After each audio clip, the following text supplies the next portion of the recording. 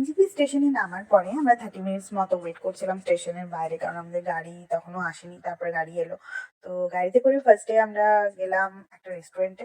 ওখানে আমরা অর্ডার করলাম ভেজ চিজ স্যান্ডউইচ আর চিকেন স্টিম মোমো। স্যান্ডউইচটা ঝাল ছাড়া বানাতে বলেছিলাম, যেহেতু বাচ্চাদেরকে দেওয়া হবে। তো দিয়া আর মিঠি মোটামুটি ভালো মতো খেয়ে নিয়েছিল স্যান্ডউইচটা, আর আমরা খেলাম চিকেন স্টিম মোমো। দিয়া তো মোমো খেলো, বিকজ ও দুটোই ভীষণ পছন্দ করে। তো ব্রেকফাস্টটা মোটামুটি সবারই বেশ ভালো মতো হলো। তারপর আমরা আবার রওনা দিলাম। তিস্তা নদীর ধার দিয়ে আমরা যাচ্ছিলাম।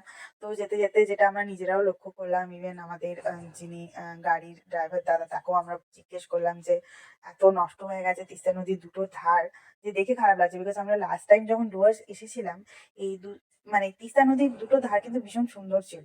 তো সেই জায়গায় মানে কিছুটা হলেও বিপর্যস্ত হয়েছে, বিকজ লাস্ট টাইম যে বন্যাটা হলো তিস্তা নদীতে, সেটা বেশ ভালো ভয়াবহই হয়েছিল।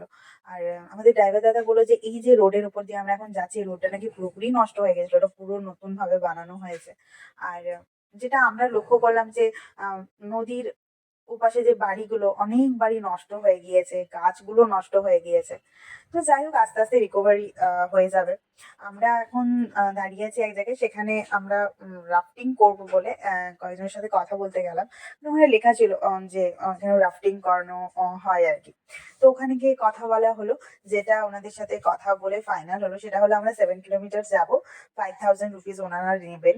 ওনারা ফার্স্টে কিন্তু বলেছিলেন 7 কিলোমিটার 7,000 রুপিস, আর 5 কিলোমিটার 5,000 রুপিস। আর 5 জন হতে হবে। তো আমরা যেহেতু 4 জন অ্যাডাল্ট, দুটো চাইল্ড ছিলাম, তো ওনারা বললেন যে 5 জন হিসাবে ওটাকে ধরা হবে। তো এখানে কিন্তু বার্গেনিং হয়, তো তোমরা রাফটিং করলে কিন্তু অবশ্যই বার্গেনিং করো, তাহলে কিন্তু কম হবে। আমাদেরকে 7 কিলোমিটারটা কিন্তু 5,000 রুপিসে করাচ্ছে। তো একদম ওখান থেকে আমাদেরকে আমাদের গাড়ি থেকে নামিয়ে দিল। তারপর ওনারা ওখান থেকে গাড়িতে পিক করে আমাদেরকে যেই পয়েন্ট থেকে করানো হয় রাফটিংটা, সেই পয়েন্টে নিয়ে এলো। দেন আমাদেরকে লাইফ জ্যাকেট দিল, আমরা সেটা পরলাম। ওনারা বোটটা রেডি করলো, দেন আস্তে আস্তে আমরা উঠলাম। আর একদম খালি পায়ে যেতে বললেন, আর বললেন যে মোবাইলগুলো সাবধানে রাখতে, জল টল ছেটাবে, অনেক কিছু বলেছিলেন। যদিও অতটা কিন্তু হয়নি। আমরা তো ভীষণ এক্সাইটেড ছিলাম, আর একটু ভয় ভয়ও ছিল মনের মধ্যে, বিকজ রাফটিং এর যা ভিডিও ইউটিউবে দেখেছি। কিন্তু কি হয়েছিল সেটা দেখতে থাকো। আমি আমাদের নেক্সট ব্লগে বাকিটা শেয়ার করব, কেমন ছিল এই তিস্তা নদীতে রাফটিং, আর আমরা কীরকম এনজয় করলাম, কীরকম এক্সপিরিয়েন্স হলো আমাদের, সব কিছুই জানাবো নেক্সট ব্লগে।